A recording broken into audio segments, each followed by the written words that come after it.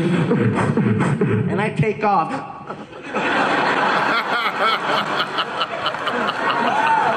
All you see in the background is some chubby pervert in a box having the time of his life.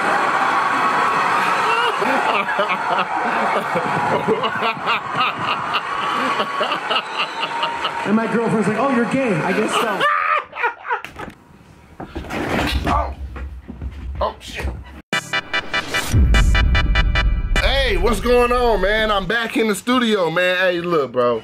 I'm gonna tell y'all like this, bro. We've been reviewing a lot of comedians lately. We've been talking about a lot of things. We talking about a lot of people. But I cannot believe that I have not covered Fluffy. His name is Gabriel, but look, I cannot believe that I have not covered him because dude is hilarious, bro. I'm talking about, like, you know, they said George Lopez is funny. Oh, that's fine, you know what I'm saying? He's like the kings of comedy, like Bernie Mac, you know what I'm saying? He's funny, definitely entertaining, but this dude is funny, bro. He's dope because he's not only funny, he's entertaining, so he's like a 2-in-1. And like I can be entertaining sometimes, but I'm not necessarily funny. And then sometimes I can be funny. These are times, I don't know, you know what I'm saying? Sometimes I'm becoming this sometimes. Yeah. But we're gonna check it out. We're gonna do the Magic Mike story, bro. I'm talking about, like, we should have been checked this out, bro. We should have been did this. Y'all, do me a favor, hit that like button if you haven't, bro, and subscribe if you new, man, because we dropping all kinds of things for you. When I got home, I was so tired, I turned on my phone to check my messages, and I had a voicemail message from a guy by the name of Channing Tatum. Okay. Now, for those of you not wooing, let me explain who that is. Channing Tatum is the new Hollywood hot guy. He's the guy that comes out on all these movies, really good looking, ripped. You know, he's making a lot of films, and there's a voicemail on there from him. Gabriel Iglesias, this is Channing Tatum. Please call me at your earliest convenience, blah, blah, blah, blah, blah, blah, you know. And I'm like, oh, okay. So I call him up.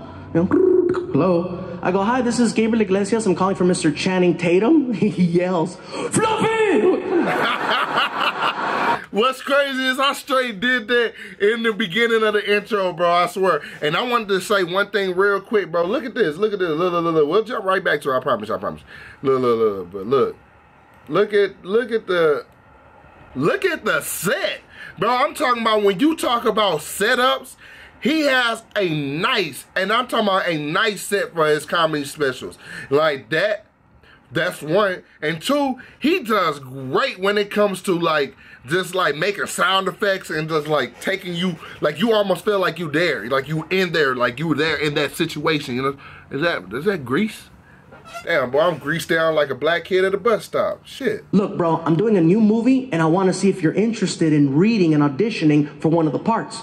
I go, sure, bro. I'd be happy to audition for you know, for your movie. What's it called? He goes, the movie's called Magic Mike.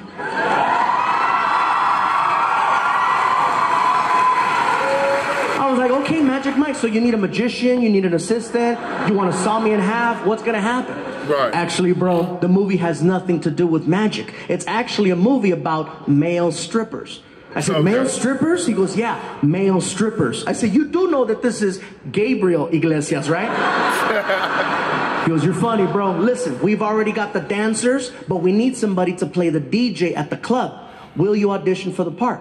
I said, you know what, bro? I'll be there, okay? Right. And just to let you guys know, because some people have asked me in the past, how come you're not in more movies? Because you have to audition. And I don't like auditions because they treat you like crap.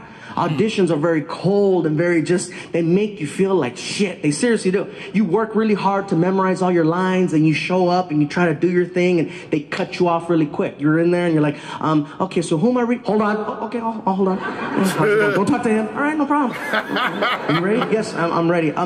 Quick question. How much energy do you want? You don't know? That's why I'm asking. And when you're done, you try to ask him more questions. Like, is this okay? Would you like me to go again?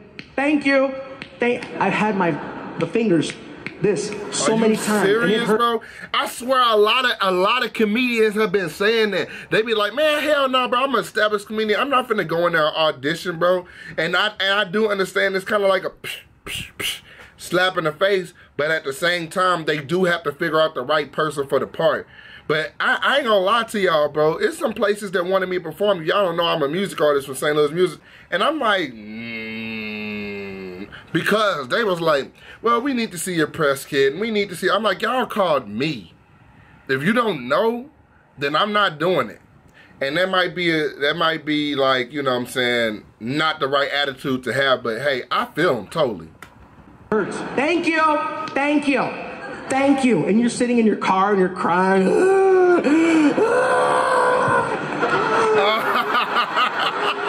don't like me. It's a terrible feeling, so I don't like putting myself through that. But since I got a phone call from the guy, I'm like, all right, I hope it's a little bit different. So I show up to the audition, I'm sitting in the lobby, and it's funny because anytime there's an audition, everybody at the audition, usually they're looking for a specific type. And so everybody that's sitting there with me looks just like me. Right. Everybody in there's big, everybody's sitting there, everybody's all happy and jolly and stuff, and we're all looking at each other trying to outdo each other. Like, no, I look more like me than you do. You don't look like me. No, this is what they want. No, this is what they want. You know. So the receptionist looks at me and she goes, Mr. Iglesias, they'll see you now. And I'm like, okay, cool, here we go. Let's see how this goes. So I start mentally preparing myself for the, you know, the problems that happen in there. I walk in, I don't say anything to anyone. I walk in, there's 3 people in the room. I close the door. And I just look over at the casting person who's sitting on her desk. And I, hello. And the camera person and the person I'm reading with all jumped up and yelled, Fluffy! And they ran over to me and they started hugging me. That's what I'm talking about. Now I'm taking pictures with them. Next thing you know, they call a receptionist. Judy, get in here. And girl comes in. Now I'm taking pictures with 4 women. We're going back and forth. I'm like, this is different. Right. You know? And I go, wow, you know, this is very refreshing. Thank you. I says, who am I reading my part with? And the casting person says, this is a formality. They've always wanted you for the part. And they said, if you showed up, it's yours. So basically, we've already called your agent since you showed up. Really? Damn. That's what I'm talking about. Bro, grind until you get results like that. Look, man, I'm going to keep on grinding. Let me turn my light up a little bit more. Let me sit back. Let me sit up right. Let me stop fiddling with my hair. Let me talk more proper like this. And yeah, because I'm trying to get called back like that, motherfucker. They already called so his agent knew that he got the part before him. So I get to my car. My agent is blowing up my phone, right? And I answer the phone. I go, hello. He's like, dude, you nailed that audition.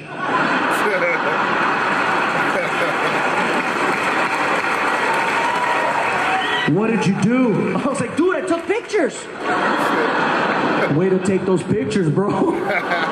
Next thing I know, I'm on the set of the movie Magic Mike. The movie is directed by a director named Steven Soderbergh, who's an amazing, amazing director. He's done a lot of great films. And of course, Channing Tatum's in the movie.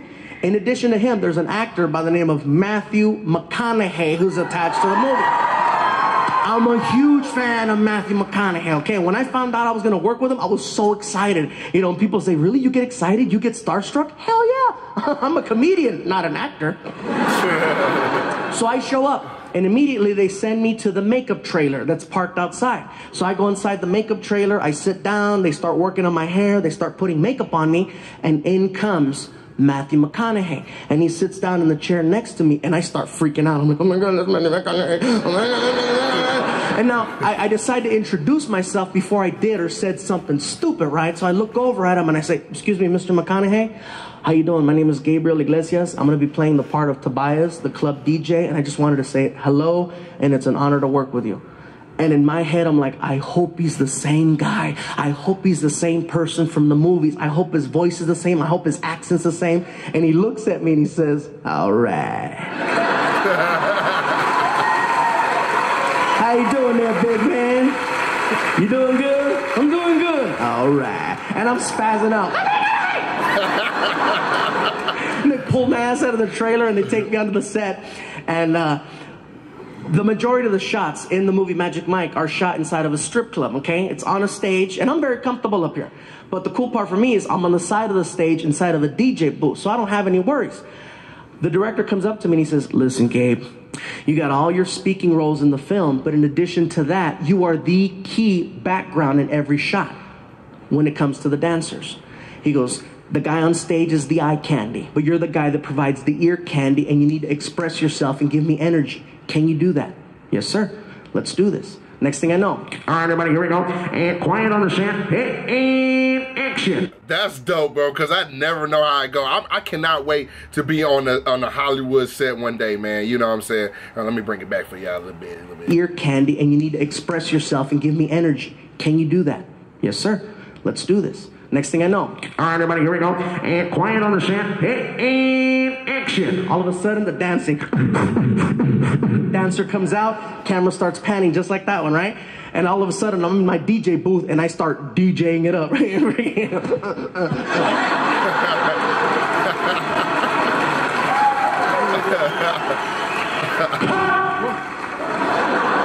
The director comes out from behind the camera, crosses the stage, and gets in my face. That's what I'm talking about. Give me more. Like, okay. All right, here we go. Quiet on the set. And action. And I take off.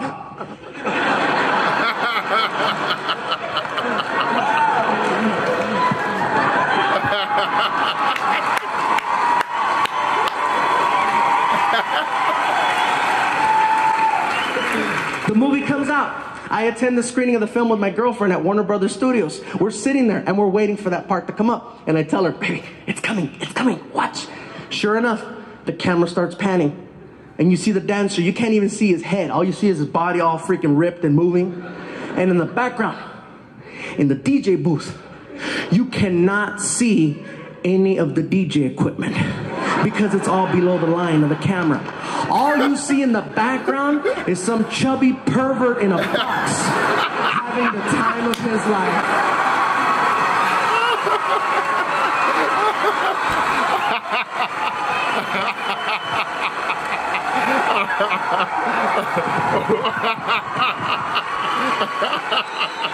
And my girlfriend's like, oh, you're gay. I guess so.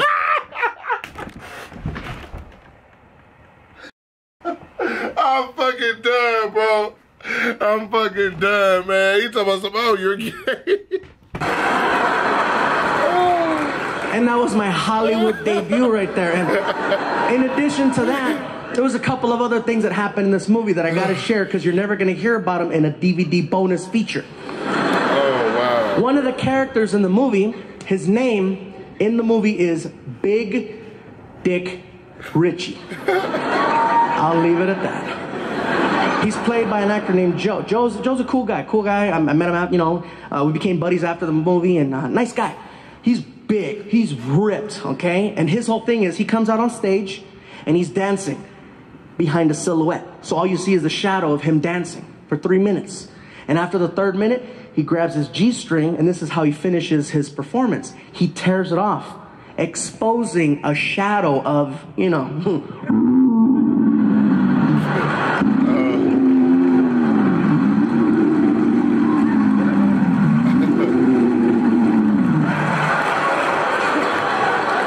Now, in real life, Joe does not possess. It's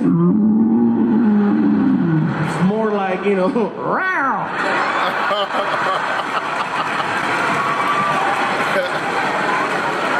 Don't laugh too hard, that's most of us, okay? Now, because they needed to make this scene happen and we're shooting it in Hollywood, they made a phone call to an adult film company that was up the street. And they got a hold of their props department. And they said, basically, you know, what we need is about 45 impressive male rubber parts to be brought down to the set of the movie Magic Mike so we can attach one of them to an actor for a scene. It took maybe 30 minutes for some guy to show up with a big trunk on the set. And you could just tell he did not belong. You know what I mean? And Channing Tatum saw him and he goes, "Are you the guy?" "I'm the guy." Yeah, we know your freaky ass the guy. He brought him inside the house and he got all the actors around the kitchen table and he told the guy, he says, "Listen, bro, dump it out right here, all of it." And the guy opens up the trunk and he dumps out all of these big freaking, you know, it made a mountain. And all the actors were just standing there, just staring like, oh my God. All of a sudden, the 12-year-old came out of all of us because we all grabbed one and started playing Star Wars. Just, oh, no. No. Bend over, you will.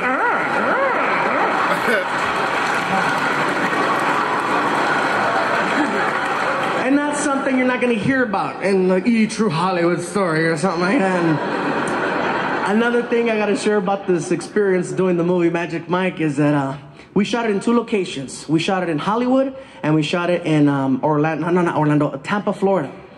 And one of the scenes was shot on a sandbar, which most of you know already is a little tiny island with nothing on it. It's a little real small and people go there and they party. And so we get to this little island and this guy with the headphones, his title is PA, personal assistant, the director, and he comes over and he tells us, listen guys, we're gonna be here for a couple of hours. If you need to use the facilities, these are your options. There's no plumbing here. You can either go in the water, wow, or you can go to those bushes over there. It's up to you. And I'm like, I'm fine, I already went. 2 hours, no problem. 4 hours later. No.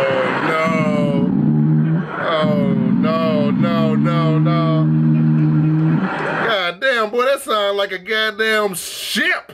Cargo ship, big belly ass.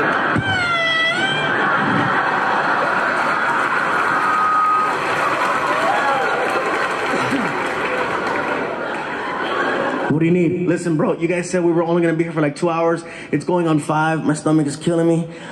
What's the story? We're gonna be here for like another 3. The director has some more shots. Oh!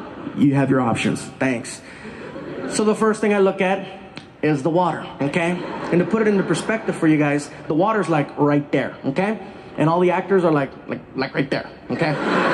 So I was like, are you kidding me? I'm not gonna go pop a squat in the water in front of all those actors just so somebody can walk by and go, Fluffy's killing fishes.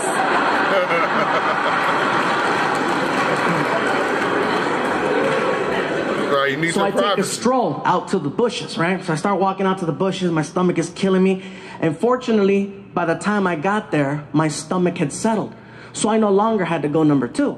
But since I was there, you know, go make it rain, you know what I'm saying? So I'm in the bushes and I'm doing my thing. And all of a sudden I start hearing noises. Just and you know how you could just feel when somebody's standing like right next to you? And I couldn't turn around because, you know, I was doing my thing. All of a sudden, I see a shadow. Oh, no. A long shadow. Oh, no. And it's coming in my direction. And I see that and I'm like, ha ha, funny, Joe, that's funny. All of a sudden, that shadow started to pee. And I was like, oh my God, it's real. Now curiosity has me. I gotta find out who the hell the owner. So really quick, I'm just like, you know, all right. That is nasty, bro. That's so damn nasty.